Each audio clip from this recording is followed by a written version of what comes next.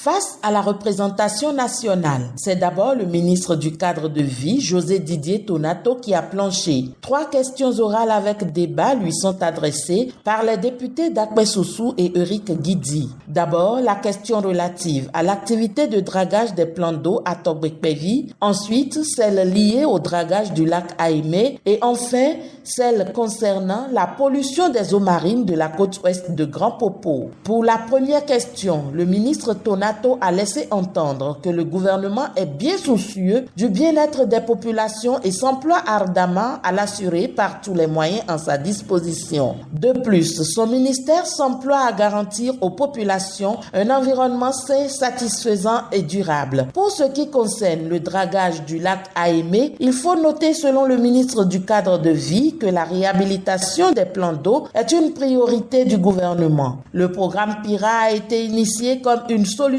intégrée dont la mise en œuvre requiert des ressources importantes à mobiliser à l'intérieur et avec les partenaires techniques et financiers. Après une longue période de préparation méthodique, ce programme est entré dans sa phase opérationnelle en janvier 2022 par le dragage pilote et prioritaire du carrefour des eaux de Djondji-Hunklan. Enfin, pour son dernier dossier, le ministre du Cadre de Vie a levé un point de voile sur les réponses aux questions liées à la pollution des eaux marines de la côte ouest de Grand Popo. Que ce soit les auteurs de ces questions ou leurs collègues, ils ont été satisfaits et félicitent le président de la République, Patrice Talon, et son gouvernement pour les efforts consacrés. Au ministre des Enseignements maternels et primaires de plancher à son tour pour répondre à la préoccupation des députés en ce qui concerne la fusion des classes et le déficit d'enseignants au cours primaire. Salimane Karimou est revenu amplement sur les actions menées par le gouvernement pour combler ce déficit d'enseignants et la fusion des classes.